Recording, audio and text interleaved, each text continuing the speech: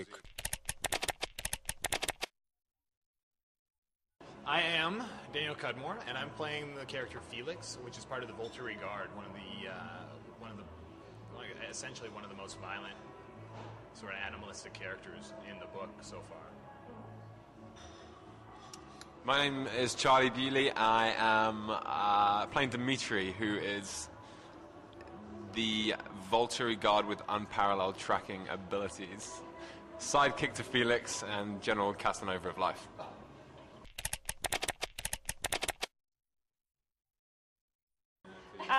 No, it's the more the merrier. The first one was incredible, and we all kind of bonded and started the journey together. But it's going to they came to film in Italy, and Italy was a completely different experience than anything that I have dealt with before, and so it was kind of cool because the original cast did have this strong bond. It was kind of cool to go with a couple of the new guys and a couple of the people who've been there from the beginning and experience something new, because we were in this little tiny town called Montepulciano, and there was thousands of girls all shoved into this one area screaming and crying, and it was really cool to experience and I was screaming and crying. It was really wild. And jumping up and down. The whole time. Can you imagine? Every time I saw Rob. How do you deal with it? You just embrace it, because it's something that not everyone gets to do, and it's a great life adventure and experience, and to shun it and to see it in a negative sense, it's silly. No, I've got a long-winded explanation as to why I became an actor, but which you don't want to hear.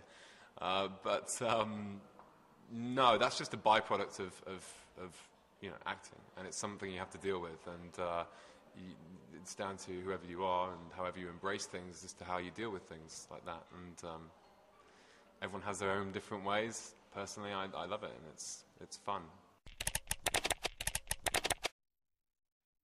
Yeah, that's kind of a weird, if someone finds you attractive, that's a compliment, right? I don't know about a heartthrob, though. I don't know. What do you mean? It's kind of... You want to be a heartthrob. Yeah, you know what? Every guy wants to be a heartthrob. I want to be a heartthrob.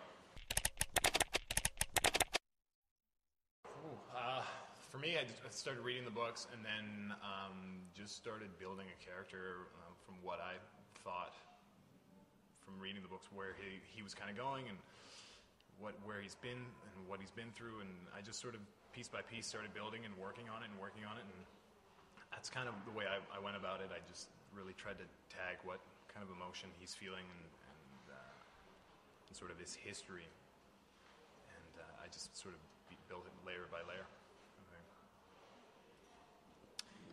Very much the same for me. It